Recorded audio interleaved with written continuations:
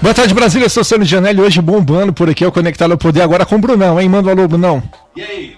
Tranquilidade? Zião tá dando um rolê na cidade, né, não, Mercúcio? Tá de folga. Mercúcio, seu... De novo, acho que o seu não foi não, Mercúcio. Veja se não está... Mandar um abraço pro nosso amigo Zião. Agora o Manjão. Grande, fala, Zião.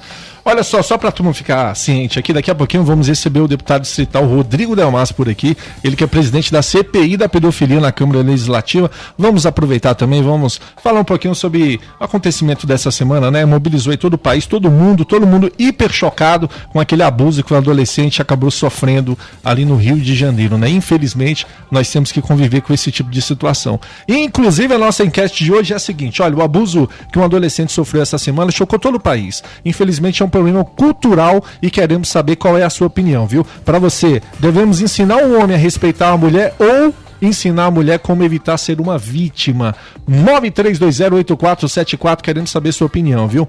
Muito importante sua participação por aqui. Durante o programa vamos conversar também sobre o atual cenário nacional, afinal de contas, a cúpula do novo governo, o governo Temer, está bem envolvida na Lava Jato, assim como do ex-governo da presidente Dilma Rousseff, não é mesmo? Daqui a pouquinho vemos com essas e outras notícias para você. Hoje, eu tô por aqui, Sandro Gianelli, Rodrigo Mercúcio e também Brunão tá na área, vai opinar, vai participar e queremos saber de você. 9320-8474, denúncia, opinião, pergunta, fique à vontade, Conectado ao Poder é nosso, viu? Você está conectado ao poder e já voltamos. Na OK FM, Conectado ao Poder, com Sandro Gianelli. OK FM, a sua rádio do jeito que você gosta. Agora, 12:07, olha só. Essa semana, esses últimos dias, aí, esse início desse feriadão, nós tivemos aí essas notícias de um vazamento aí, vários vazamentos de várias gravações aí, envolvendo o Sérgio Machado, que era diretor da Transpetro, né? Ele acabou bombardeando aí a cúpula do PMDB, a cúpula do governo Temer. E aí, Rodrigo Mercúcio, eu vou fazer o seguinte, eu vou na notícia aqui, a gente volta nos nossos comentários. Olha, o teu explosivo das gravações de conversas entre o ex-presidente da Transpetro, Sérgio Machado, e caciques do PMDB caiu como uma bomba no já conturbado cenário político brasileiro, viu? Derrubando aí até o ministro recém-empossado, que foi o Romero Jucá. Mas apesar desse conteúdo revelador, a divulgação ainda deixa muitas perguntas no ar e a principal delas é quem vazou essas gravações. E claro, quem sai beneficiado com essas novas gravações? Eu vejo essa situação, Rodrigo Mercúcio, da seguinte forma: eu não tenho a preocupação de quem vazou, eu não tenho a preocupação de quem será beneficiado ou quem será prejudicado. Eu entendo que a maioria dos brasileiros, os brasileiros de bem desse país, eles querem um Brasil passado a limpo. Não importa se é da cúpula do governo Dilma, não importa se é da cúpula do governo Temer, se é do Democratas com a Caixa de Pandora, se é do seu pequeno município, do seu grande ou do seu microestado. A gente não está preocupado com isso. Nós queremos saber quem presta e quem não presta na política brasileira. Nós precisamos tirar aquelas pessoas que não estão trabalhando a serviço da população e manter aquelas pessoas que querem sim tocar aí um país a sério, fazer uma administração bacana e fazer a coisa crescer. Independente se essa pessoa é vermelho, azul, verde, rosa ou cor do arco-íris, nós queremos limpar o país. É assim, Mercúcio, que a grande maioria pensa? Sandro, deveria ser, né? A gente viu que no processo Dilma as ruas foram infestadas de movimento, lutando contra a corrupção no país, né? Em defesa dos valores brasileiros.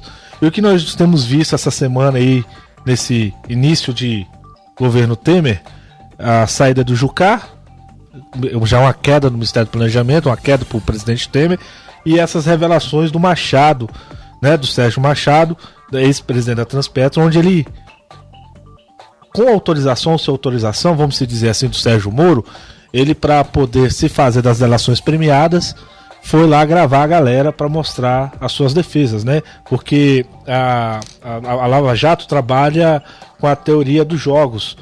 Quem sabe aí o seguinte: se eu não deletar, quem me deletar, eu pago mais por isso. Então é melhor eu antecipar e fazer a delação primeiro do que o outro que vem me anteceder. Então esse é o sucesso da Lava Jato. E só para tirar a pulga de trás da orelha, que ninguém sabe o que o Aécio tem. O que o Aécio tem? Olha só, Machado, Renan, não sobra ninguém, Renan. Renan, Aécio está com medo, me procurou. Queria que você viesse pra mim. Esse negócio do Delcídio, se tem mais alguma coisa. Machado, Renan, eu fui do PSDB 10 anos. Renan, não sobra ninguém, não sobra ninguém. Palavras do Machado, conversando com o Renan sobre o Aécio. E é o questionamento, né? Cadê os movimentos? E aí, cadê a turma?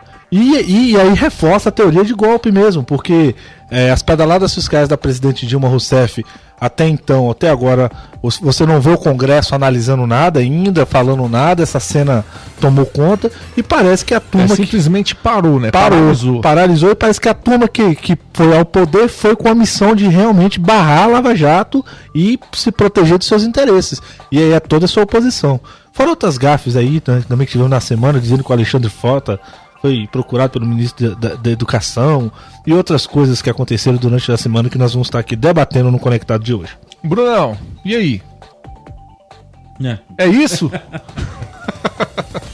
Cara, é assim, quanto mais mexe, o negócio vai, né? Mais odor sai, né? Mais odor sai, e forte. Não é um cheirinho, não é marolinha, não. Agora, tá faltando, as manifestações elas têm que voltar. Sabe por quê, Brunão? Se a galera não volta, Brunão, vai acontecer o seguinte. É bem simples. A teoria do golpe, ela vai colar. Porque olha aí, um grande escândalo, já caiu um ministro, vem gravação envolvendo o próprio Temer, ainda não apresentaram provas, mas envolve o Temer. Da mesma forma que não apresentaram provas contra a presidente Dilma Rousseff, apresentaram contra o Temer e citaram o Temer, mas também não tem provas ainda contra ele.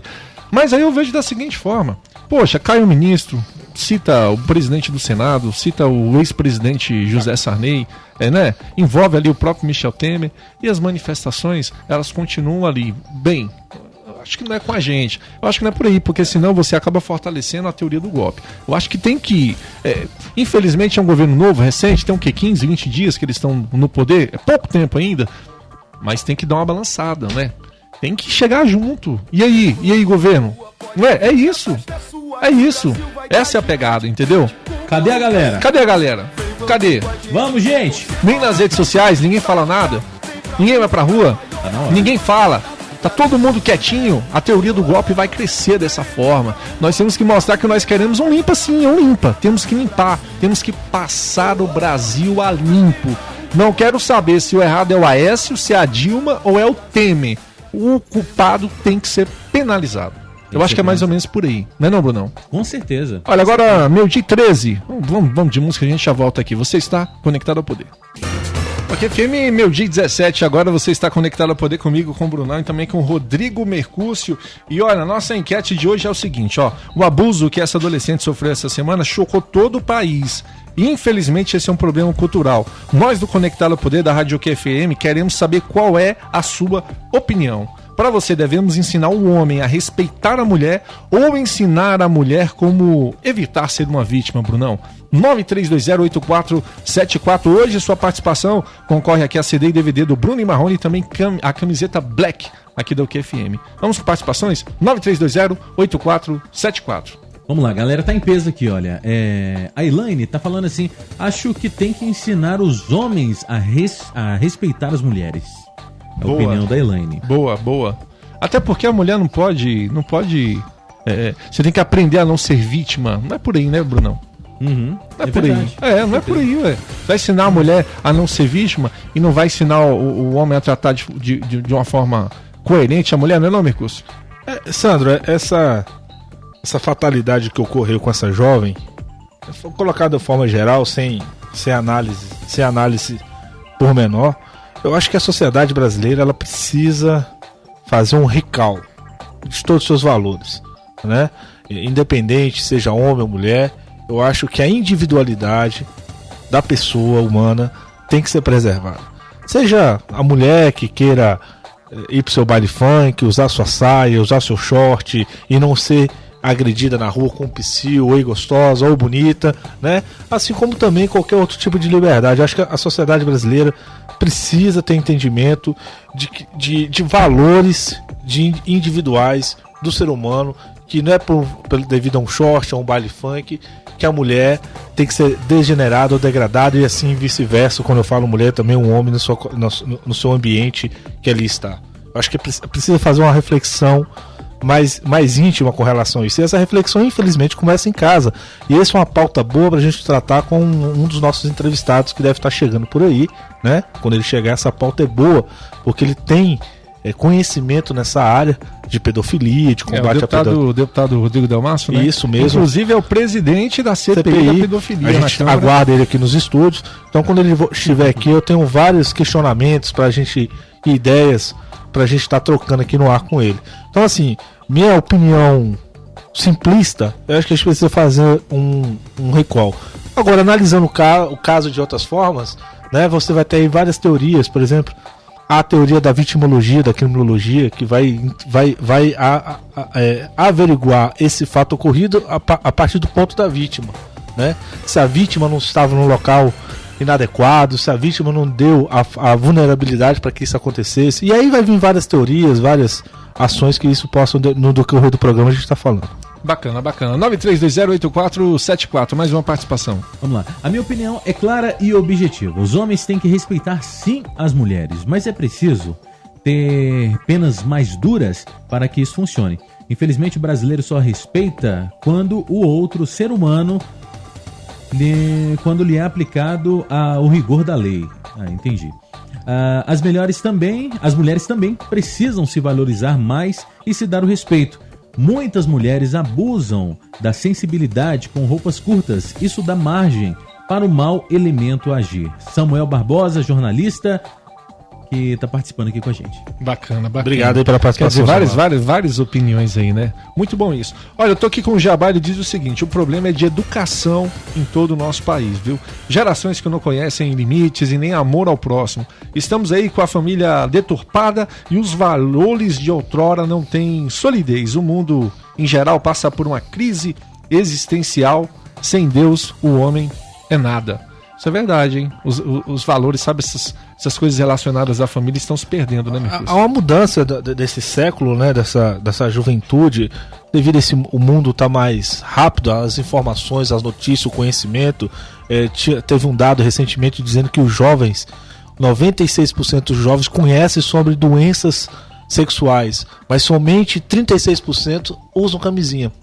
Só para você ter ideia de como essa geração ela é mais informada que a minha geração, a sua, Sandro, os nossos ouvintes aqui. Então a moçada tá num mundo hoje onde as coisas é muito rápida, efêmera, e se não tiver um valor familiar introduzido ali na base, eu sou da área da sociologia e a gente vai falar aqui do fato social, por exemplo, do crime.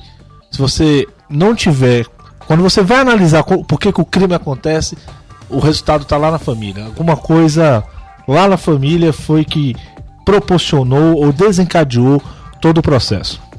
Boa, Mercúcio, agora 12:22. Vamos de música, já voltamos. Você está conectado ao Poder. Voltamos e com participações dos nossos ouvintes. Tem muita opinião aqui pra gente colocar no ar, viu? 9320-8474, continue participando. E vou aproveitar e mandar um alô pra rapaziada de Águas Lindas de Goiás. No último bloco a gente sempre dedica à região do entorno. Nós estaremos recebendo aqui Enio Tatico, pré-candidato a prefeito aí de Águas Lindas de Goiás. Se você tiver uma pergunta e quiser participar, envie uma pergunta aqui pro Enio Tatico, 9320-8474, vale CD e DVD do Bruno Marrone e a camiseta Black da UQFM. Você está conectado ao Poder. Conectado ao Poder agora, 12:26. Olha só.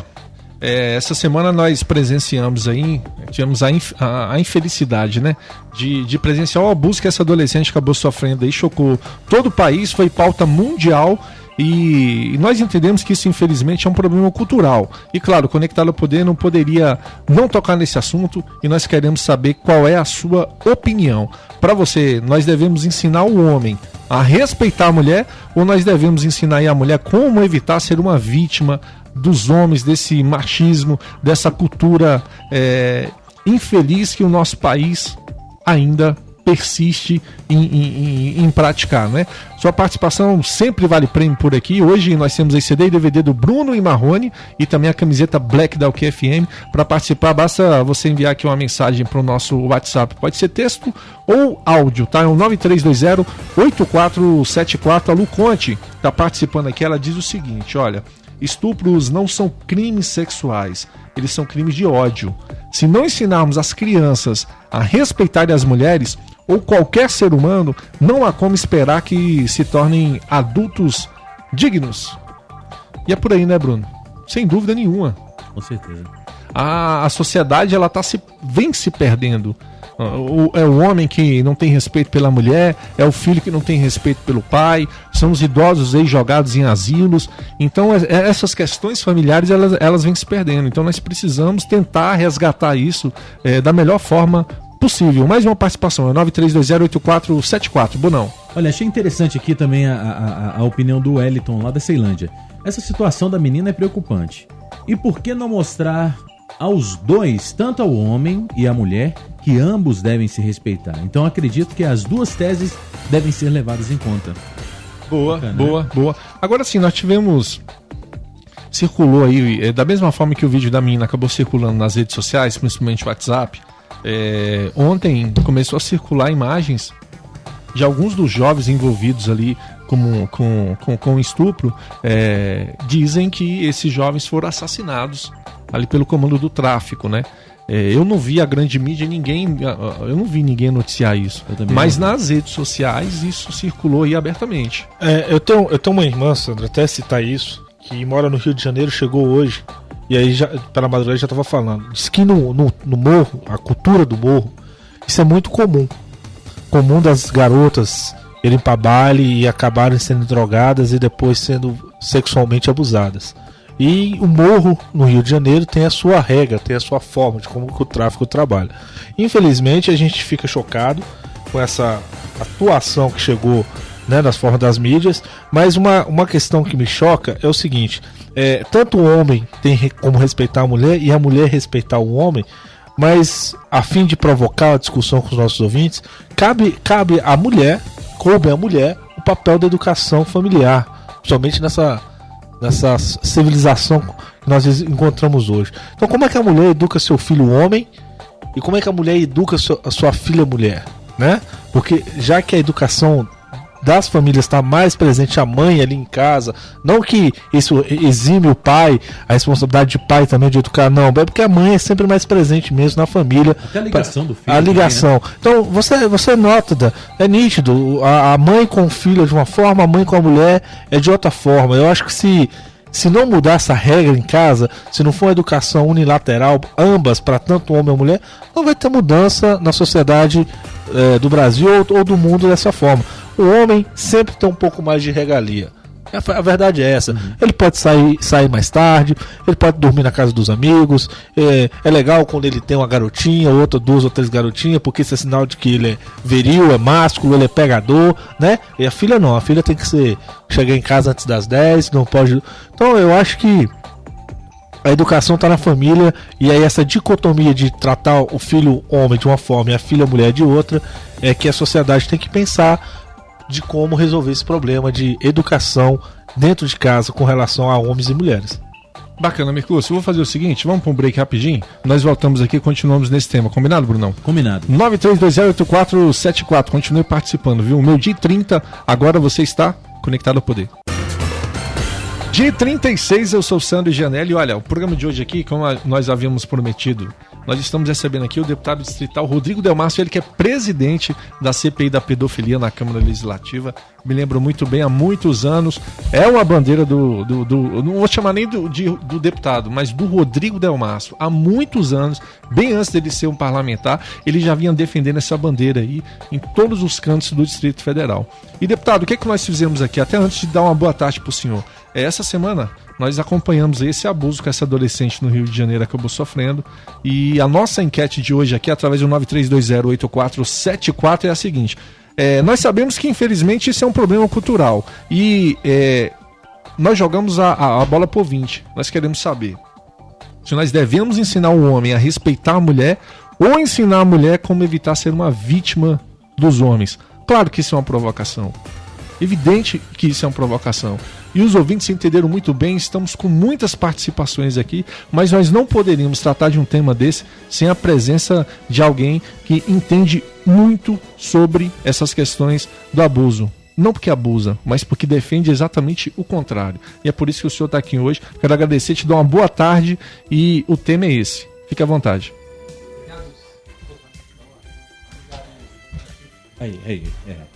Pronto, é isso aí. Né? Primeiro, boa tarde a todos os ouvintes aí da Rádio OK. Obrigado, Sandro, né, e a todos os amigos que estão aqui. Bem, sobre esse caso lamentável que aconteceu com essa adolescente de 16 anos de idade, que parece ter sido violentada por cerca de 33 homens, né? É um caso assim totalmente extremo, totalmente horripilante dentro da nossa sociedade e, além do mais, é repugnante. Agora, o que a gente precisa avaliar também, fazer uma avaliação aí do contexto geral, não do caso específico, mas do contexto em geral, é justamente sobre a proteção da criança e do adolescente no nosso país. Nós temos hoje a melhor legislação do mundo no que se refere ao sistema de proteção à criança e adolescente. O que se refere ao sistema de proteção à criança e adolescente. Mas nós temos a pior estrutura do mundo. Nós temos a melhor legislação, ou seja, as melhores leis. É o ECA, deputado? Não só o Estatuto da Criança e Adolescente, a própria Constituição, né, as leis orgânicas municipais, as constituições estaduais, a lei orgânica do Distrito Federal, no caso, né, tem uma seção específica que fala sobre a criança e o adolescente, sobre os direitos da criança e do adolescente, mas nós temos a pior estrutura e o menor orçamento destinado para a rede de proteção. Quando eu falo rede de proteção, eu não estou falando de educação, estou falando de escola, eu não estou falando de saúde, eu estou falando de rede de proteção, que é justamente atividades e o aparato investigatório que serve para proteger, para que o abuso não aconteça. Infelizmente, hoje no país, você só consegue prender um abusador depois que ele praticou o abuso. Você não consegue antever isso, né? Você não consegue antecipar esses fatos. Ah, tem condições de fazer? Tem condições de fazer, sim. Hoje, por exemplo, existe um canal de denúncias, que é o Disque 100, que é onde a pessoa liga, né, para fazer denúncias de violências contra a criança e contra o adolescente, que recebe inúmeras denúncias, e dessas inúmeras denúncias, os aparelhos de investigação têm pouca estrutura para dar o andamento até mesmo aquelas denúncias que são colocadas. Então, eu digo o seguinte, esse fato só revela duas coisas. Primeiro, que o aparato social do Estado, que é quem deveria proteger a criança e o adolescente, é falho. Nós temos a melhor legislação e o pior sistema. E segundo, quando acontece um tipo de situação desse, o que a gente precisa ver? Precisa avaliar o contexto social, certo? Essa menina, essa adolescente, ela vivia num contexto social de violência. Ela vivia num contexto social no qual a violência era comum. Não falo violência contra a mulher, mas a violência contra as pessoas. Ela vivia num contexto social que assaltar uma pessoa para roubar um dinheiro, para comprar droga, era comum. Então, o contexto de violência que ela estava inserido não era só a violência sexual, mas essa adolescente estava inserida num contexto de violência que tirava os seus direitos e que colocava ela no meio que, para ela conquistar alguma coisa, ela precisava, entre aspas, ou roubar ou vender alguma coisa. Então, quando a gente olha, a violência não está só na prática do ato sexual. A prática do ato sexual vamos dizer assim, é o extremo, foi o extremo da violência. Mas ela estava inserida num contexto de violência que tirava dela a capacidade de construir os seus projetos e os seus sonhos de uma forma diferente. Excelente explicação, né? Uma visão bem ampla do caso ocorrido. E é isso mesmo, é que nem eu falei. Eu vim de uma área do direito que tem a parte de os advogados que nos ouvem podem manifestar, da criminologia, que vai estudar a vítima como ação do fato. E ela, como vítima, o local onde ela estava, suscetível às ações, é quase que certo que ela poderia sofrer esse alto grau de violência. Não eximindo as outras graus de violência pela legislação que a protege, bem colocado pelo deputado, que é falha. Então ela já vinha no estado de, vamos dizer assim, de direitos não guardados com relação a ela já vinha sofrendo já várias transgressões aí do Código do Estatuto do Adolescente, seus direitos garantidos na Constituição. Bacana, eu vou fazer o seguinte, vou abrir espaço aqui para um ouvinte, para uma mulher se manifestar. 93208474, Brunão. Olá, Sandro, Mercúrio, até Puzinhão também ela deixou um olá aqui. E demais convidados do programa. O tema do debate de hoje é algo que sequer deveria ser enquete. Jamais deveria se cogitar entre educar homens para respeitar mulheres ou ensinar mulheres a se defender. Os seres humanos já deveriam ser ensinados desde cedo a respeitar outros seres humanos. Ficamos chocados com o que aconteceu e o pior é que ainda tem pessoas que culpam a vítima. Se ela estivesse em casa cuidando dos filhos, se ela não tivesse ido ao baile funk, se ela não estivesse sexualmente ativa, a bárbare desse crime chegou a níveis extremos e é necessário urgentemente uma resposta de todos nós, seja na educação, na defesa ou no respeito. Passou da hora do basta. Melhoria na punição, acabar com a culpabilização da vítima e, acima de tudo, respeito ao próximo. Muito bem, muito bem. Helena Lariucci, não foi? Foi. Muito bem, vou fazer o seguinte, vamos tocar uma música aqui, nós continuamos aqui e voltamos com o deputado Rodrigo Delmasso. Você está conectado ao poder. Ok, FM, a sua rádio do jeito que você gosta, agora no meio-dia 45, de volta aqui com o Conectado ao Poder. Mandar um abraço aqui para dois ouvintes aqui, o Darlan e o André, eles falaram o seguinte, estamos ralando aqui bastante nesse sabadão e curtindo Conectado ao Poder aí na UQFM. Agora, lembrando, rapaziada, que a nossa provocação de hoje, não vou dizer nem a nossa enquete, a nossa provocação é sobre essa cultura machista que o nosso país, infelizmente, pratica, né? E temos muitas participações aqui pelo 93208474. Vou aproveitar e vamos com mais um, viu, Brunão? Vamos lá. Olha, esse caso é realmente revoltante, né? Ainda o caso da menina, mas cabe às mães educar os seus filhos, estando mais presente na vida do filho e da filha. Não sob a casa, mas também na escola, observar, enfim, né? Está bem presente aqui. A Stephanie Lins, lá do Areal. Tá falando. Bacana. A doutora Helena Lariucci, ela está dizendo o seguinte aqui, ó. Ela que fez aquela participação brilhante no finalzinho do último bloco. Ela diz o seguinte aqui, deputado Rodrigo Delmasso: a ausência de mulheres nos ministérios e na política vem a calhar com o tema principal da enquete de hoje. O senhor concorda? Concordo no seguinte ponto. Eu acho que a ausência da participação da mulher no processo político a gente precisa avaliar de dois sentidos. É falta de espaço ou é falta do interesse e da motivação da mulher em participar dos processos políticos? Porque, vamos parar para pensar, hoje existe, por exemplo, dentro da legislação, uma cota específica que os partidos políticos precisam atender para colocar candidatas mulheres. E aí eu agora quero falar como presidente de partido da dificuldade de muitas vezes de nós acharmos mulheres para cumprir essa cota. Cumprimos a cota, mas com muita dificuldade, certo? E a participação política, aí eu vejo que é uma questão cultural, que é necessário que haja uma motivação para que as mulheres possam participar do processo político. E o processo político não é só candidatura, não é só você ser candidato a cargos eleitivos. Quando eu falo isso, quando é participar do processo político, é na associação de quadra, na associação de bairro, é você movimentando, vamos dizer assim, um grupo específico para lutar por uma causa. Isso são movimentações políticas. Agora, essa desmotivação se dá, Sandro, muitas vezes por causa da criminalização da política, da criminalização da atividade política. Que muitas vezes o cidadão de bem, quando ele olha uma matéria que é colocada, e eu não estou querendo dizer que não exista corrupção na política, existe sim, muito mais da conta. Lava Jato está aí para mostrar. Só que, muitas vezes, que é um erro do cidadão brasileiro, é a generalização de dizer que todo mundo que está ali é bandido, que todo mundo que está ali é corrupto. Existem as exceções. E outra, se a pessoa de bem ela não se motivar a participar da política, vai continuar. As pessoas mal intencionadas vão continuar sempre ali. Eu dei uma palestra semana passada numa faculdade e a frase que eu utilizei é o seguinte: a omissão fortalece a corrupção.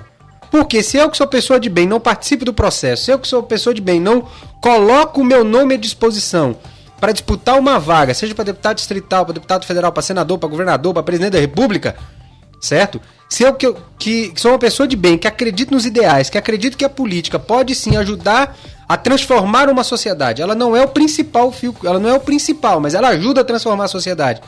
Se eu que sou uma pessoa de bem criminalizo a atividade política e fico de fora, quem é que vai ficar?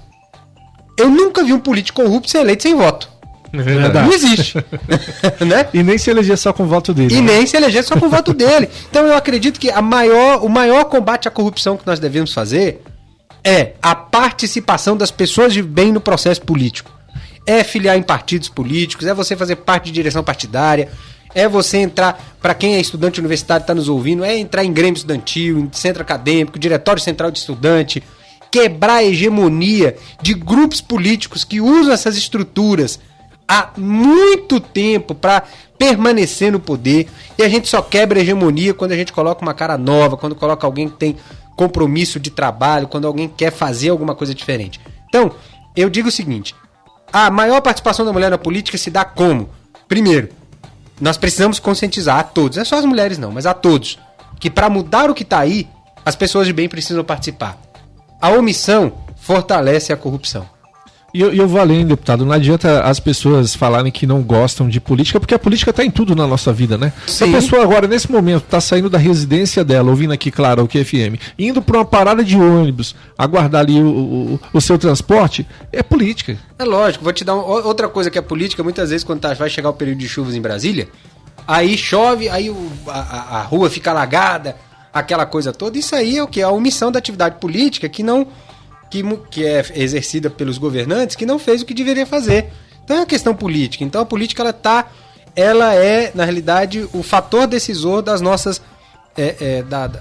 vidas e também para a melhoria da nossa cidade. Então o que eu defendo, Sandro, a questão da participação da mulher na política, ela vem muito mais de uma questão cultural, muito mais de questão, por exemplo, que pessoas ocupam cargos majoritários, são homens e mulheres, não devem participar disso.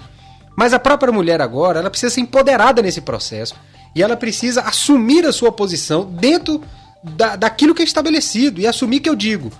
Como eu falei, como presidente de partido, existe muita dificuldade de você achar mulheres que estão dispostas a serem candidatas. Aquelas que vão para cima, são guerreiras. Aqui eu quero citar uma deputada que para mim é uma grande guerreira, deputada Luzia de Paula, olha... A grande guerreira mesmo, a gente chama lá na Câmara de grande mãezona, né? A nossa mãe, porque ela tem uma sabedoria. Ela, deputada Celina, deputada Thelma, deputada Sandra Farage, são mulheres que colocaram o seu nome, foram pra cima e enfrentam muitas vezes, entre aspas, esse preconceito. Mas a gente só vai quebrar essa hegemonia quando existir, de fato, uma conscientização dentro da sala de aula da participação de todos no processo político. Boa, excelente. Viu? Agora, 12h52, vou com mais uma participação. 9320-8474. Olha, a Silvânia lá de Planaltina do Goiás. Eu acho que os homens não são iguais. Ainda tem homens que respeitam as mulheres, mas a forma de se vestir conta muito. E os tarados ficam de olho para atacar. Ela foi a opinião. Qual o nosso ouvinte? Da Silvânia de Planaltina do Goiás. E por falar em tarado, eu queria citar aqui uma reportagem que saiu no início do ano. Foi inclusive capa de um jornal aqui em Brasília, que mostrou que na festa de virada, na festa da virada do ano, uma jovem denunciou que um segurança teria cometido estupro, né? Teria verdade. cometido estupro numa festa. E foi capa de jornal e tal, isso gerou um desconforto gigantesco para esse segurança, e a investigação teve, no final das contas... A esposa dele se separou dele, fizeram uma devassa na empresa dele. Acabou com a vida do cara, e aí no final das contas descobriu que não teve estupro, que na verdade foi...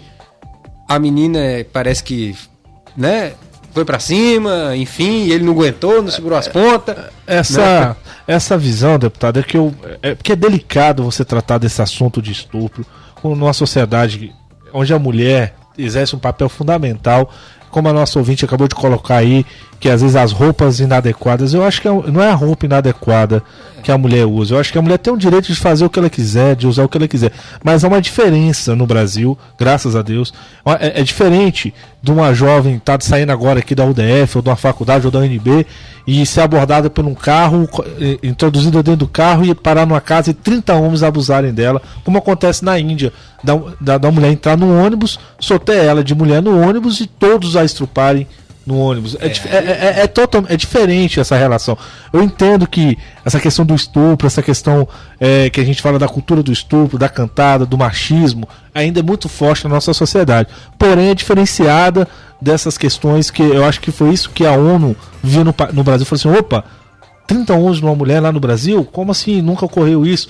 Mas foi bem dito pelo senhor o contexto social que essas jovens já estava, onde o ambiente já era viciado, já era um ambiente que poderia chegar a algum contexto agravante, onde o estupro foi o pior das coisas que aconteceu. Na realidade, ela já vivia num contexto de violência. Justamente. Ela já vivia. Ela já era violentada de outras formas, certo? De outras maneiras, ela já sofria violência. O estupro foi, na realidade, vamos dizer assim, foi o ponto maior de todas as violências que essa adolescente vivia. Que é diferente também do crime da pedofilia. Sim, totalmente. Que diferente. É o cara lá se relacionar com a criança de 5 anos, totalmente que é usar o Facebook, o Instagram, o WhatsApp para chamar adolescentes para conhecer locais. E aí o senhor, que tem vasto conhecimento nisso, pode nos abordar. Por exemplo, acaba de sair aqui uma matéria aqui no Correio Brasileiro dizendo que jovem estuprada por 5 no Piauí. Mercúrio, eu vou fazer o seguinte então. Vou chamar o Bruno aqui, vamos tocar uma música e no próximo bloco nós abordamos aqui única e exclusivamente essa questão da pedofilia e principalmente o trabalho da CPI da pedofilia aqui na Câmara Legislativa. Agora, meu dia 55, você está conectado ao poder. Aqui FM agora 1h03, eu sou Sandro Gianelli e o Conectado de hoje está abordando aí essa questão da agressão que essa jovem, essa adolescente sofreu lá no estado do Rio de Janeiro. E essa, sem dúvida nenhuma, é a pauta da semana. Isso, claro, né? Se não fossem as gravações lá do diretor da Transpetro, né? O deputado Rodrigo Damasio.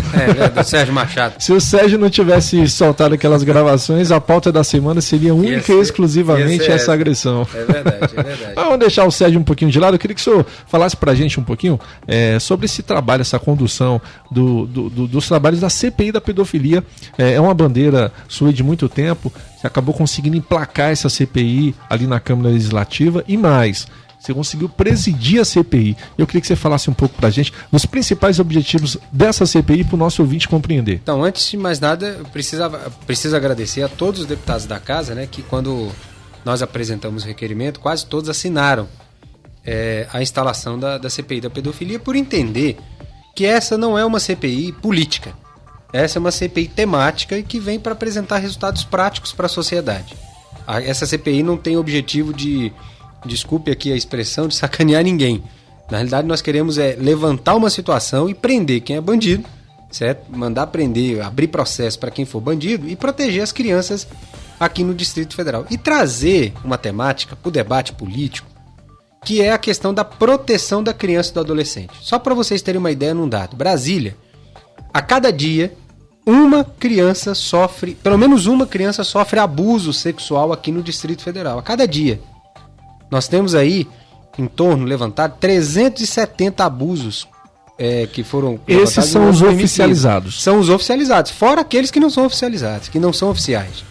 Então, você para imaginar.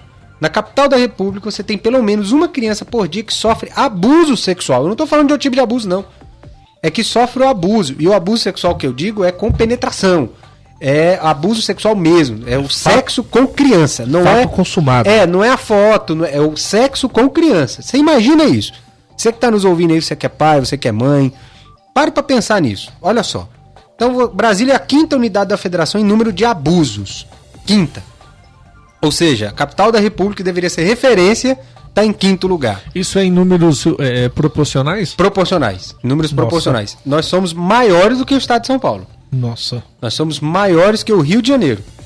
Onde aconteceu o estupro da adolescente. Justamente, onde aconteceu, né, esse fato horrível aí com essa adolescente. Mas Enfim. enfim, Pior que a sociedade ali no seu dia a dia, né? Na sua rotina normal, nem imagina isso, não né? percebe. E eu vou te falar uma coisa.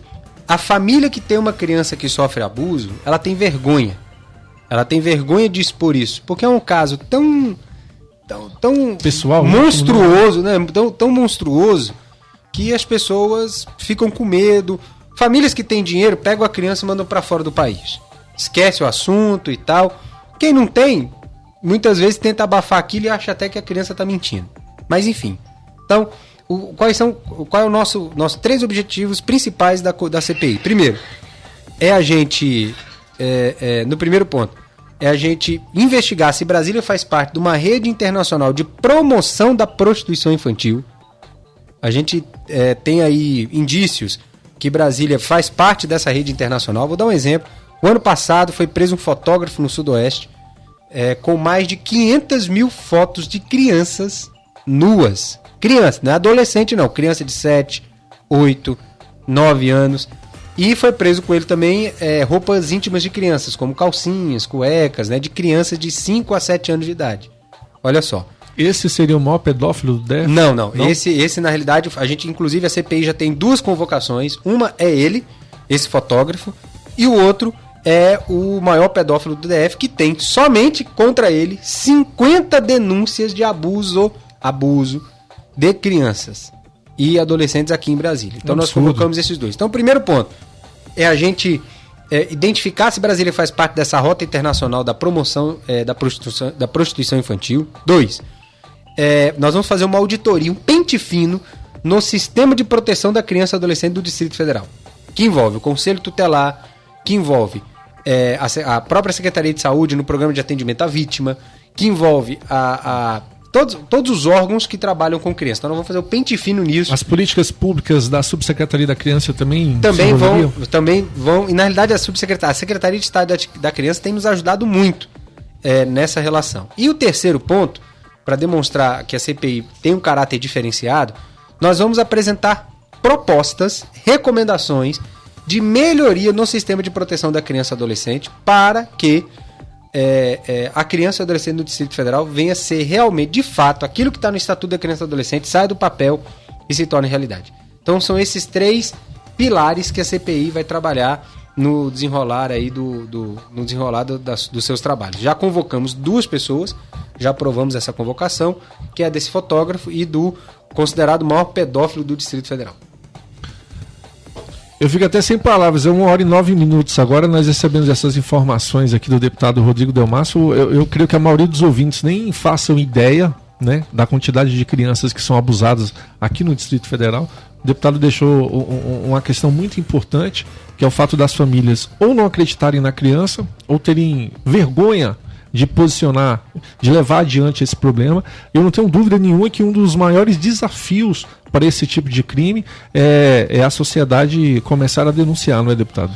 É verdade. Mas só uma informação, mas aí, Sandro, denunciar geralmente o molestador, o agente, é muito próximo à vítima, não é isso, deputado? É verdade. Na realidade é o seguinte... E é por isso que as famílias têm tanta vergonha. Às vezes um irmão, um tio... Isso foi uma pesquisa, inclusive, que foi feita pela Universidade de Brasília, que 80% dos abusos acontecem dentro de casa, ou com pessoas próximas, certo? Neste caso, desse maior pedófilo do Distrito Federal, ele, para você ter uma ideia, ele manteve relação sexual com a filha engravidou, teve um filho dele, e depois manteve relação sexual com os netos-filho.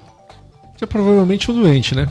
Com certeza. Muito A OMS considera a pedofilia uma doença, certo?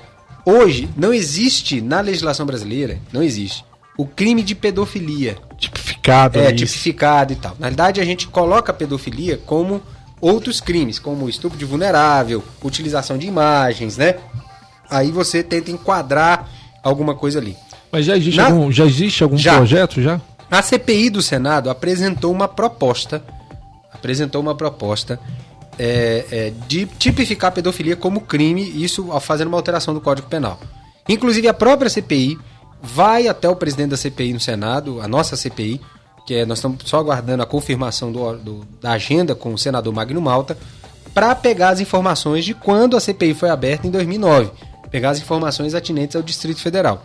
Nós queremos essas informações para justamente ter um ponto, já temos, assim, enriquecer o nosso trabalho. Já sai com o norte já, né? O ponto de, vamos dizer assim, o início do nosso trabalho se deu que na Câmara Legislativa ano passado nós criamos a Comissão Especial de Combate à Pedofilia. E essa comissão fez 7 audiências públicas, ouvindo diversas autoridades, entre o delegado da DPCA, o delegado responsável da Polícia Federal pela Unidade de Combate a Crime de Repressão, de crime contra o ódio e crimes cibernéticos, o Ministério Público, a própria Secretaria da Criança. Então nós fizemos diversas audiências públicas e com base no extrato das audiências públicas, a relatora, que foi a deputada Sandra Farage, na comissão especial, apresentou um relatório sugerindo que fosse aberta a CPI. Então, lá na comissão especial já tem muito insumo, tem muita, vamos dizer assim, tem muitos indicativos, certo, para que essa CPI pudesse ser aberta. Então, nós pegamos o relatório, todos os elementos que foram apresentados, e a CPI já está se debruçando desses trabalhos para justamente trazer esse assunto à tona, que isso venha a ser debatido na pauta política do Distrito Federal por uma coisa simples. Aí eu quero até pedir perdão para os ouvintes pelo um pouco da indignação. A gente fica nesse negócio aí, no rame-rame, porque fulano disse isso, Beltrano disse isso, gravou e não sei o que, aquela coisa toda. E aquilo que é essencial, a gente não está discutindo. O que é essencial? O que eu falo que é essencial é a formação das novas gerações.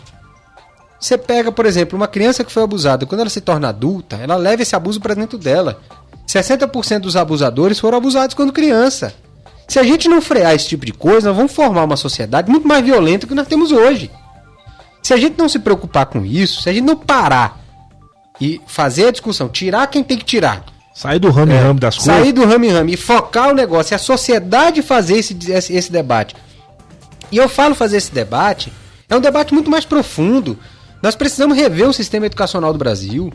O sistema educacional do Brasil, será que ele educa ou ele informa? Será que ele educa um cidadão ou ele só bota informações para que a criança e o adolescente saiba repetir e passar numa prova de vestibular? Não estou querendo que o vestibular, o ensino superior, não seja importante. Mas será que ele educa para aquela criança, aquela adolescente ser cidadão? Será que o sistema... Não estou também querendo jogar a responsabilidade para a escola. Não estou querendo dizer que é a responsabilidade da escola, é a responsabilidade das famílias. Mas as famílias só estão destruídas porque não existe uma política pública de valorização das famílias, de fortalecimento da família. E a gente vê essas aberrações que nós vemos aí. E se não começa a pensar isso agora, as futuras gerações Lógico. não tem norteamento nenhum, né? Aí sabe o que nós vamos ver? Nós vamos ver a violência aumentar e a população reclama de segurança. Nós vamos ver as pessoas muito mais mal educadas e ainda mais praticando atos de barbaridade, como nós estamos falando aqui agora, de uma adolescente que foi estuprada por 33 homens, certo? Eu digo o seguinte: quem teve uma educação de família, quem teve uma educação fortalecida nas bases da família, nunca iria participar de um negócio desse. Boa. Nunca. Boa. Seja homem ou seja mulher. Vou fazer o seguinte, agora 1h e 14 minutinhos, vamos com Simone e Simaria, nós já voltamos, viu? Você está conectado ao poder. Ok, FM, agora 1h e 16 minutinhos, nós estamos recebendo aqui o Conectado ao Poder, o deputado distrital Rodrigo Delmasso, ele que é presidente da CPI da pedofilia. E olha, deputado, vamos com notícia ali com o Brunão, e aí nós vamos comentar essa notícia que tem tudo a ver com a CPI da pedofilia. Brunão. A notícia, gente, está até no site da Globo, falando sobre uma professora. Eu vi muita gente compartilhando isso no Facebook esses dias, e eu me interessei, fui buscar a notícia. A notícia é do mês passado, nem muita gente falou tanto sobre essa notícia, mas uma professora aparece no vídeo abusando de um menino de 4 anos de idade. Ela foi presa juntamente com o advogado esse que ela tinha um relacionamento há 14 anos, mas não era o marido dela. O marido dela nem sabia de nada. Ela tinha uma filha de 7 anos com o marido dela tinha 3 filhos de um relacionamento anterior, e ela praticava tudo isso, o marido dela não sabia. Ela fazia isso juntamente com esse advogado. Foram pegos vários vídeos em posse desse advogado, onde os dois já praticavam isso há tantos anos, e há 14 anos já mantinham esse relacionamento, essa parceria de crime, né, contra as crianças aí. Deputado Rodrigo Delmasso, quer dizer, uma família não, essa mulher completamente perdida, né, completamente destruída, né, a família dela, ela destruiu toda a família dela, além de fazer toda essa barbaridade, né? Justamente. E o que é mais interessante é que o abusador, quando ele vai praticar o ato de abuso, ele não tem essa avaliação, ele só cai em si depois que pratica esse ato. Mas tem uma coisa que a gente também precisa avaliar, é que muitos deles, como foi dito aqui, não são doentes. Precisa ter uma política pública que recupere essas pessoas e devolva à sociedade, porque não adianta só prender. Se você prende e não tem uma política que possa recuperar esses pedófilos, recuperar, que eu digo no sentido de devolvê-los para a sociedade, eles vão voltar para a sociedade depois de cumprir suas penas, né, e vão praticar mais crimes ou até piores, porque as nossas prisões não são educativas, elas são universidades do crime. Isso é fato. Então a gente precisa também fazer essa revisão, que é uma revisão de conceito. Muitas pessoas dizem que isso é impossível. Eu não acredito que é impossível. Eu acredito que a gente precisa mudar as mentes. Se a gente consegue mudar o pensamento, mudar as mentes e colocar que é possível fazer essa mudança, e se unir, fazer um pacto de fato pela mudança, e pela mudança que eu falo é de comportamento, mudança individual, né? Quando eu estava até conversando aqui com o meu xará, falando sobre talvez da possível interferência do Estado na família, eu não estou dizendo para a família interferir no Estado, mas eu acredito que, por exemplo, algumas coisas que se perderam na escola, que não se coloca mais na escola, a gente está formando hoje cidadãos que vão ser meros repetidores de fórmulas que se aprende na sala de aula. Hoje é difícil você ver uma sala de aula, um professor falar da importância de se obedecer o pai e a mãe dentro de casa. Hoje você não... É difícil, não estou colocando culpa no professor, não. É porque o conteúdo não coloca sobre isso. Eu me lembro, na minha época já tinha tirado da escola, mas quem estudou isso, que foi educação moral e cívica, né, tinha a questão do contexto de respeito de um do outro. Hoje, infelizmente, a sociedade ela tem informado os nossos jovens a serem individualistas. Quem não tem hoje um telefone que tem um WhatsApp, certo? Poucas pessoas. Eu fui dar uma palestra numa escola, todo mundo tinha um WhatsApp. E hoje é muito mais fácil você se comunicar pelo WhatsApp do que você sair com um amigo seu para ir pro shopping, pro cinema. Muito, é verdade. E hoje a comunicação pelo WhatsApp ela pode ser desrespeitosa. Ela pode ser desrespeitosa de uma maneira que, se eu não quiser falar, enfim, perder o contato. As pessoas estão começando a perder o contato e pensando no individualismo. E essa sociedade que está sendo individualista é uma sociedade que gera violência, é uma sociedade que gera desigualdade, é uma sociedade que alija pessoas, que exclui pessoas, é uma sociedade que, como ela está tão individualizada, que quando ela se encontra, ela exagera. Né? Então, eu acho que a gente precisa rever esses conceitos. A classe política do Brasil, a nossa classe política, ela precisa se antenar a esse tipo de situação, a quebrar esse paradigma, a estabelecer uma nova política no país que mude o rumo e que venha trabalhar para mudar o comportamento da nossa sociedade. Eu digo o seguinte, muito isso entre aspas, culpa das políticas assistencialistas que pagam as pessoas para elas não produzirem. Não sou contra o Bolsa Família. Só acho que o Bolsa Família tem que ter um fim. Ele tem que ter um início, mas ele tem que ter um fim. Ele tem que ter uma finalidade. Tem que ter um objetivo. E eu acredito que a finalidade de qualquer política social... Bem, quando eu fiz serviço social, eu aprendi isso. A finalidade de qualquer política social é você tirar uma pessoa de vulnerabilidade e colocá-la como uma pessoa que possa produzir. E a partir daí, ela cresce e produzir sua própria riqueza, produzir riqueza para sua cidade, para o seu estado e para sua nação. Então, assim, qual é a diferença que nós temos hoje? Por que eu não recebo o Bolsa Família? Por que você não recebe o Bolsa Família? Porque a gente trabalha, ótimo. Então, o Bolsa Família tem que ser o seguinte: eu tiro a pessoa de vulnerabilidade, tá pobre, não consegue sair daquilo, não consegue sequer um dinheiro para ir para a escola, tiro ela, coloco ela numa qualificação, emprego ela no setor produtivo para que ela possa produzir a sua própria riqueza. E pega o Bolsa Família para ajudar outra pessoa. E pronto. E aquela pessoa, beleza, você agora consegue sustentar a sua família, você agora tem o seu salário, eu vou tirar de você, mas existem mais 1 milhão, 2 milhões de pessoas que precisam disso também, né? Ou seja, vira um ciclo. A gente tem que sair do ciclo vicioso e estabelecer um ciclo virtuoso nas políticas sociais, porque eu digo o seguinte: a grande arma para se combater uma política social, para se combater a violência. São políticas sociais que recuperam a sociedade, que empoderam as pessoas e também uma política educacional que ensine as pessoas a se respeitarem, a ter igualdade entre si e, acima de tudo, a ver que se ela faz um mal, ela não está fazendo mal para aquela pessoa. Ela está fazendo mal para uma sociedade inteira. Bacana. Rodrigo Mercúcio. A sociedade jogou para o Estado a responsabilidade de tudo, né?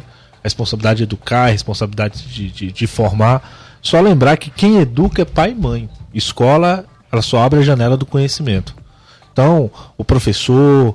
Eu lembro da minha época de PAE, Práticas Administrativas e Agrícolas, era a matéria mais chata que tinha, porque tinha uma matéria que ensinava você a cozinhar e cuidar trocar a fralda de um bebê.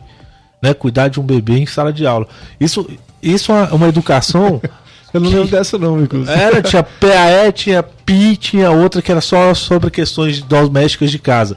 Mas você vê que isso foi tirado do currículo, e essa moçada, como bem colocou o deputado, porque ele tem vivência, porque dá palestra, a molecada hoje está toda solta no WhatsApp e o pai e a mãe falam assim, não, o Estado que se vira, o Estado que eduque. Eu já passei da minha fase, estou aqui pagando meus impostos e não ter a atenção ao filho necessário como deveria ter. E aí depois vem as barbáries e os questionamentos que a sociedade está violenta, mas ninguém está focando para dentro de si o conceito de família. Bacana. Agora 1h24. Quero agradecer aqui a presença do deputado Rodrigo Delmasso.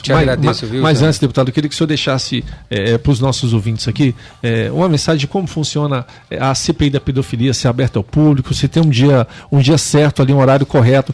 Se alguém se interessar, quiser ir lá, quiser assistir, quiser até mesmo contribuir, de que forma que essas pessoas podem fazer? Não, ela é aberta. Nossa próxima reunião vai acontecer dia 15 de junho.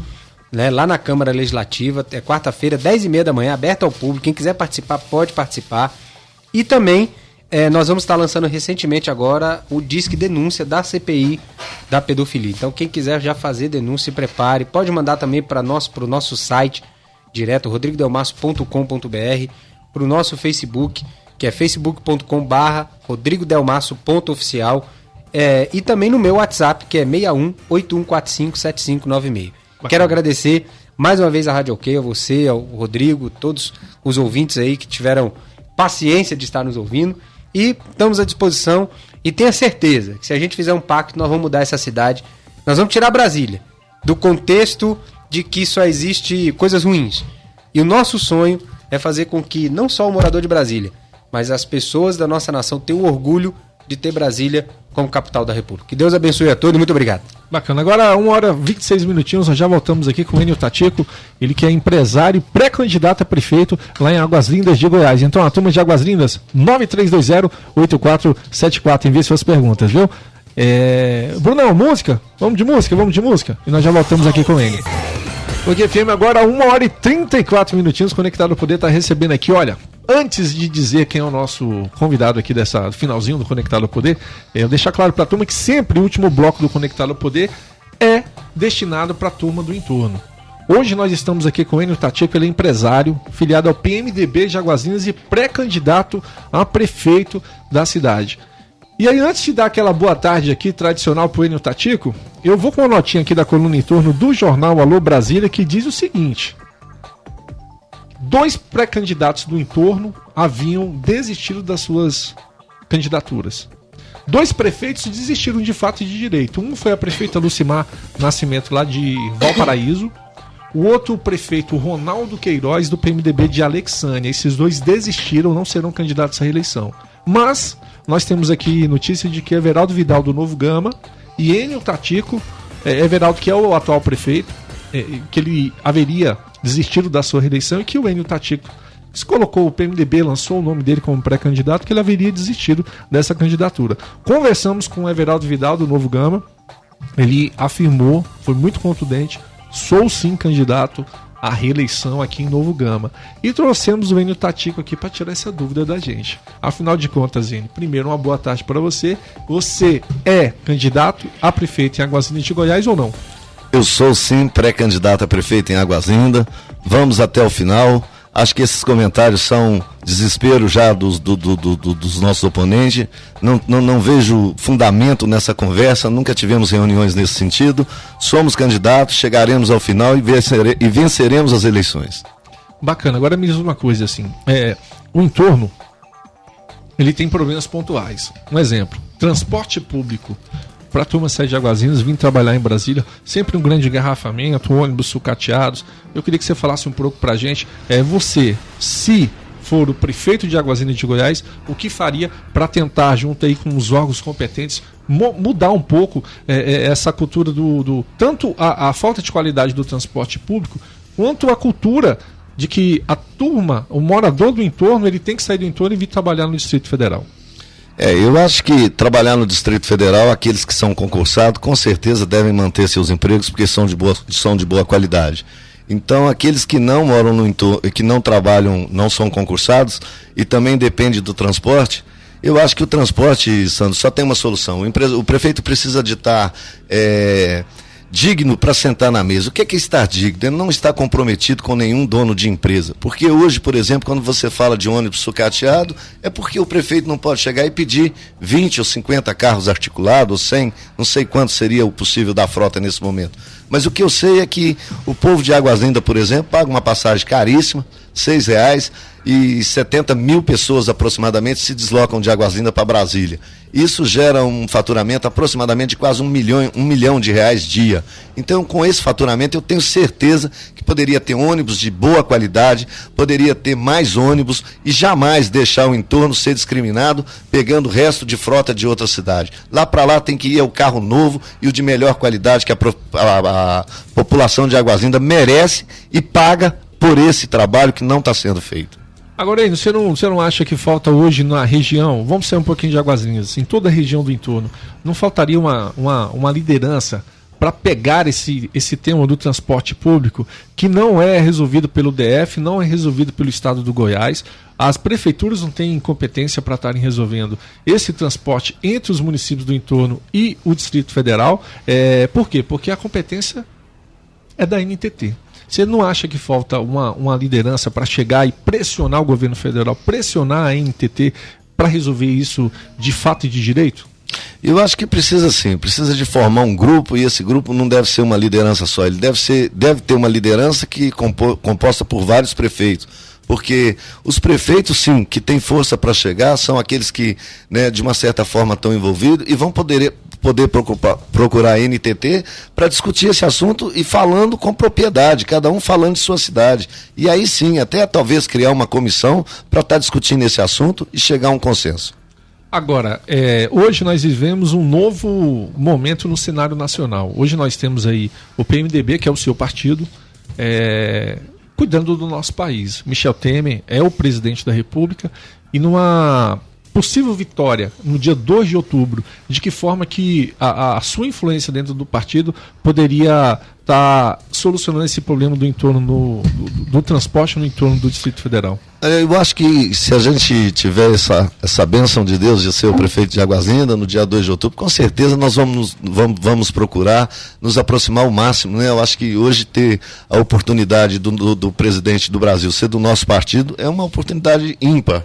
Eu acho que, com certeza, o governo Michel Temer vem para fazer muito, está se organizando nesse momento. Esse é meu pensamento, é uma opinião minha pessoal.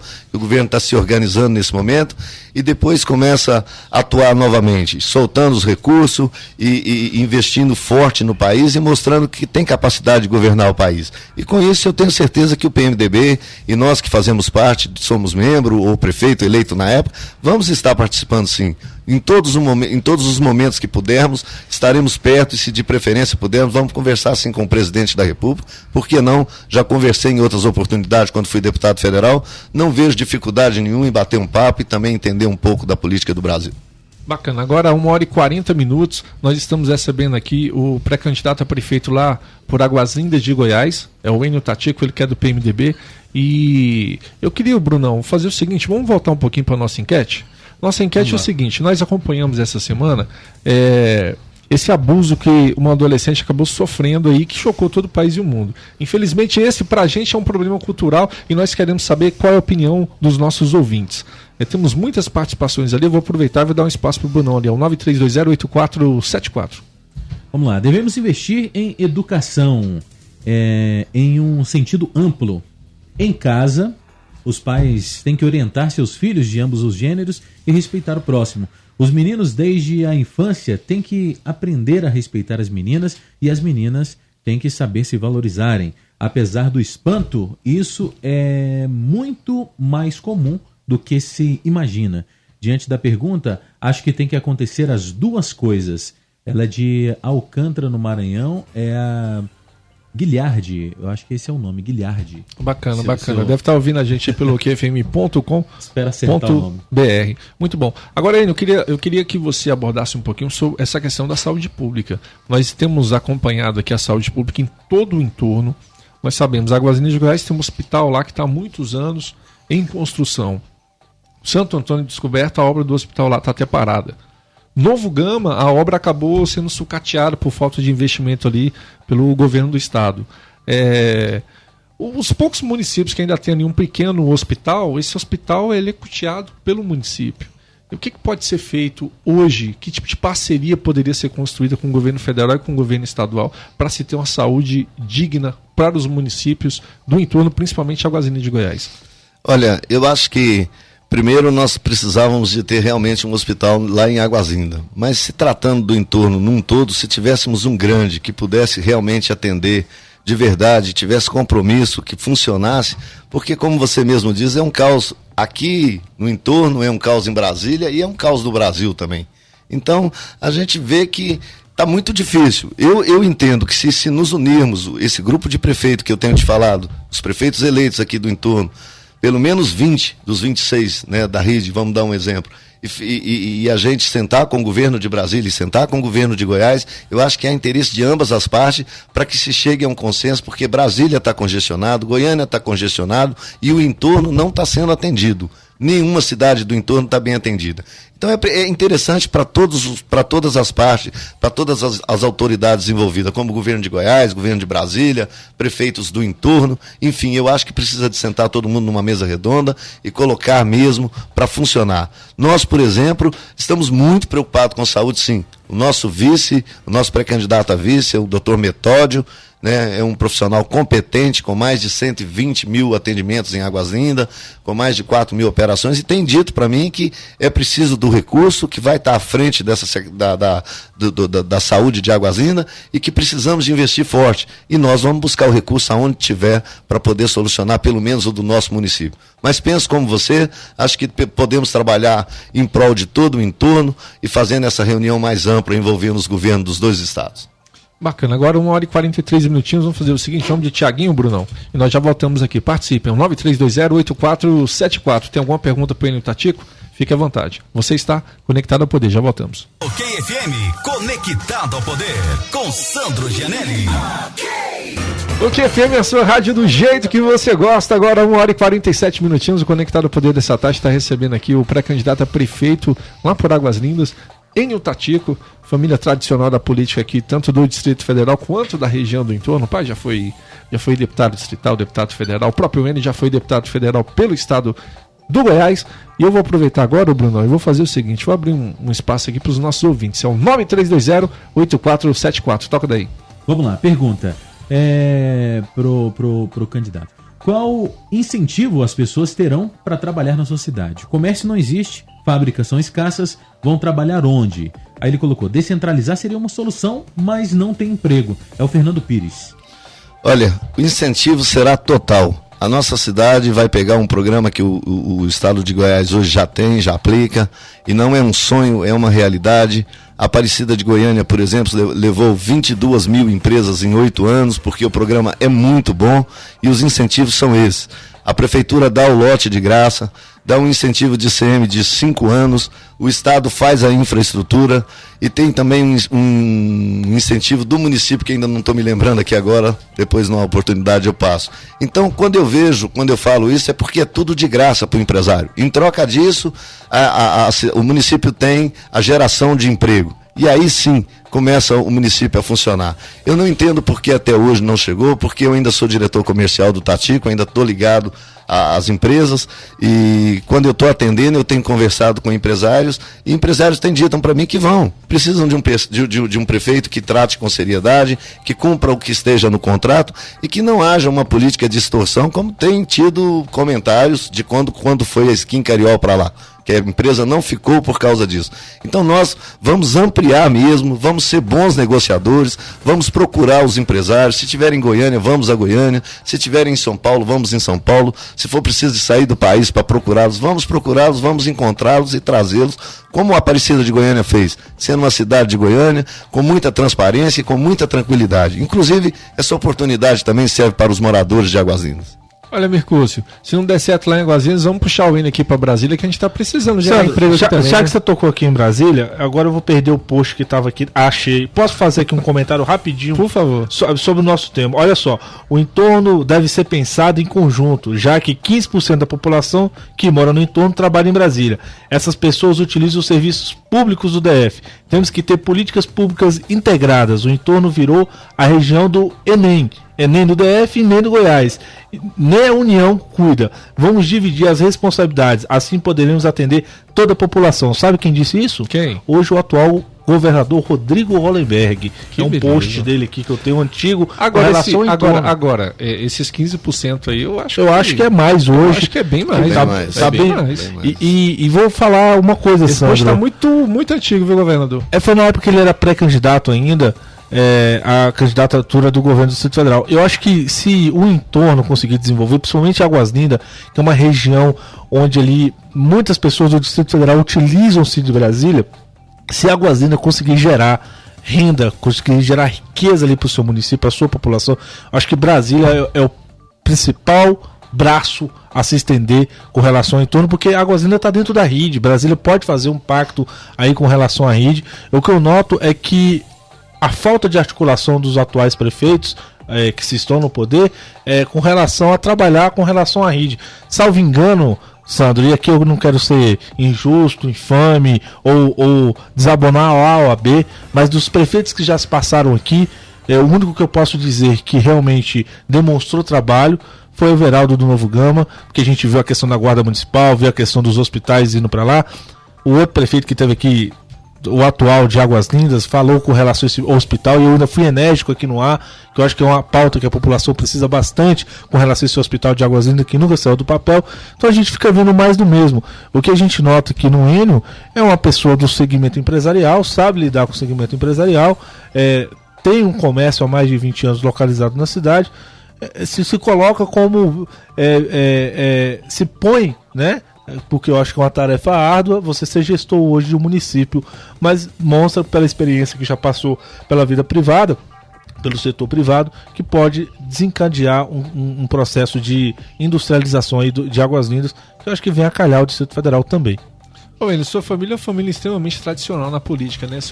Vocês já estão há quantas décadas envolvidos aqui na política, tanto do estado do Goiás quanto do Distrito Federal? Desde 98, né? Antes já fazia política, mas mandato mesmo só a partir de 98, mandato de distrital do meu pai, daí pra frente a gente, né, às vezes afasta, às vezes está mais perto, mas sempre participando, né? O meu pai nunca se afastou, eu me afastei um tempo, fiquei mais dedicado às empresas, mas agora volto com força total, com muita vontade de fazer uma nova cidade em Águas Lindas. De verdade, eu acho que quando comentei da geração de emprego, esqueci de citar a excelente localização que Águas Lindas de Goiás tem, não só para abastecer a capital. Estratégico, não né? É o melhor do Brasil. Se Anápolis é o melhor do Brasil, isso baseado em pesquisa de várias revistas, então a Águas Lindas está muito perto, então ela faz parte, né? Até a alíquota de CM, os impostos, é tudo igual. Então nós temos o melhor ponto estratégico para distribuição no Brasil hoje é a Águas Lindas de Goiás. Então, quando se fala da capital, então nós somos os melhores, porque estamos mais perto, é menos frete, é mais velocidade na entrega, é mais dinâmica para a empresa que estiver lá. E o concorrente que não vier, perde mercado. Então eu acredito muito que a gente vai conseguir levar várias empresas, né? Não sei o número, não gostaria de me precipitar falando em números de empresas, mas tenho certeza que o projeto é bom para o empresário e é muito bom para Águas Lindas também. E nós temos relatos já de vários empresários aqui do Distrito Federal que estão tirando as suas empresas do DF por conta dos aumentos dos impostos e indo para a região do entorno. Então, um município que promover ali uma política pública de incentivo para as grandes empresas, para as grandes indústrias, eu não tenho dúvida nenhuma de que vai sair bem na frente, viu? É verdade, eu acho que essa disposição do prefeito de negociar e de fazer a coisa acontecer, ela é tão importante quanto os benefícios do programa. Como ele comentou aqui antes, quando citou a fala do governador Rodrigo Hollenberg, eu acredito em diálogo, em mesa redonda, como eu havia citado, e aí sim as coisas começam a tomar uma forma diferenciada, porque um governo de um lado, o outro governo lá em Goiás, o outro aqui em Brasília, os prefeitos tudo dispersado, eu acho difícil de chegar num ponto comum. Agora, se juntarmos todo mundo e sentarmos numa mesa, com certeza, com 2, 3 reuniões, estaremos tendo uma solução bem mais sensata do que a que estamos vivendo no momento. Para você, o empreendedorismo, a chegada das empresas, a geração de emprego e renda para os municípios, vamos focar em Águas-Lindas de Goiás. Esse é o principal desafio do próximo governante da cidade? Não, de jeito nenhum. Eu também volto a falar que essa é uma parte do que se tem que fazer, geração de emprego.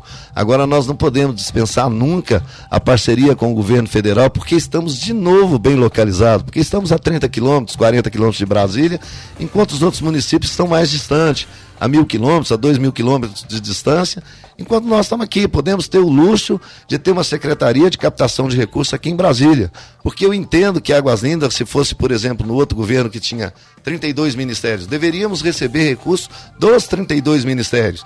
E para receber esse recurso precisa de ter uma equipe competente e capaz que coloque os projetos na hora certa.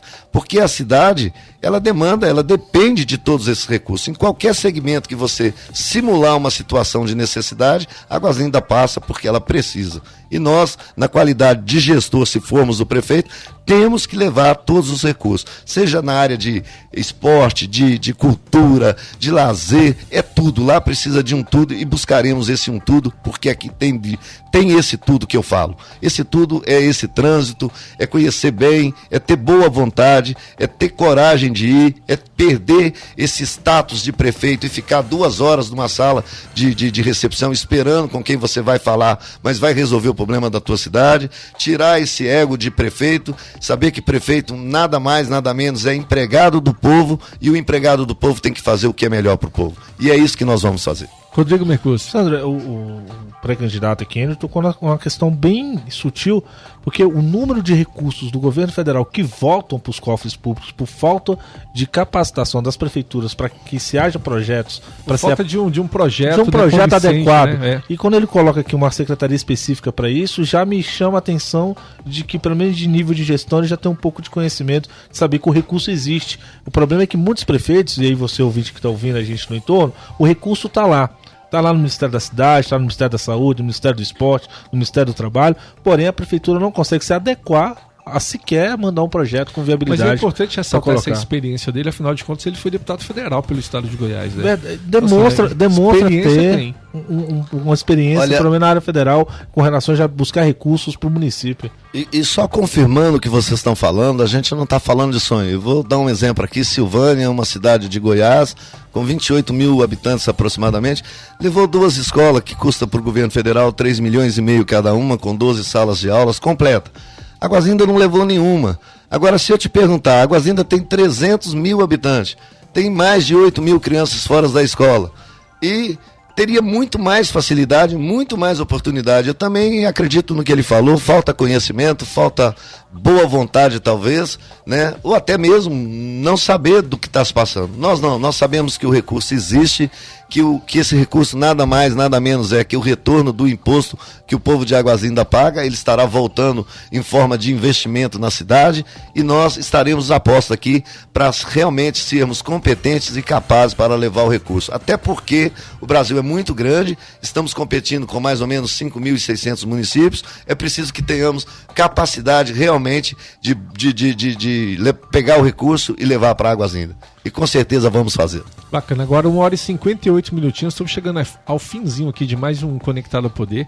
Quero agradecer aqui a presença do Brunão, primeira vez eu conectado, hein, Brunão? Como foi a experiência? Foi bom demais.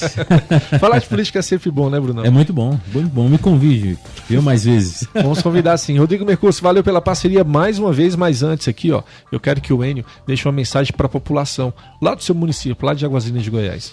E mais uma vez, Sandro, eu quero agradecer de verdade a forma com que o povo de Águazinda tem me recebido em minhas reuniões, como eu tenho sido bem tratado na cidade.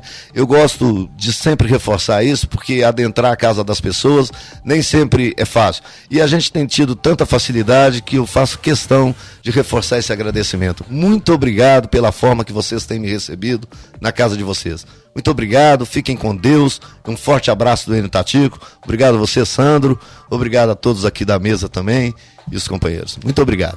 Bacana, agora 1h59, eu quero deixar um convite para a rapaziada, amanhã a partir das 14 horas, nós estaremos com o Conectado ao Poder na TV Brasília, recebendo o deputado distrital e presidente da Câmara Legislativa, o deputado Júlio, presidente da Câmara não, líder do governo. Obrigado, líder Nicolas. do governo. A sua expressão me chamou a atenção. Você já deputado elegeu. Júlio César. Não elegi ninguém. Ou elegeu o presidente da casa. Me tira dessa roubada. Ó, próxima quarta-feira, quem quiser mais notícias aí da região do entorno, quando no entorno, jornal Alô Brasília, alô.com.br. E eu volto no próximo sábado a partir do meio-dia com mais um convidado que com certeza é conectado ao poder, viu? E eu vou ficando por aqui. Agora 2 horas em ponto. Voltamos aí no próximo sábado. Um grande abraço e um ótimo fim de semana para todos vocês.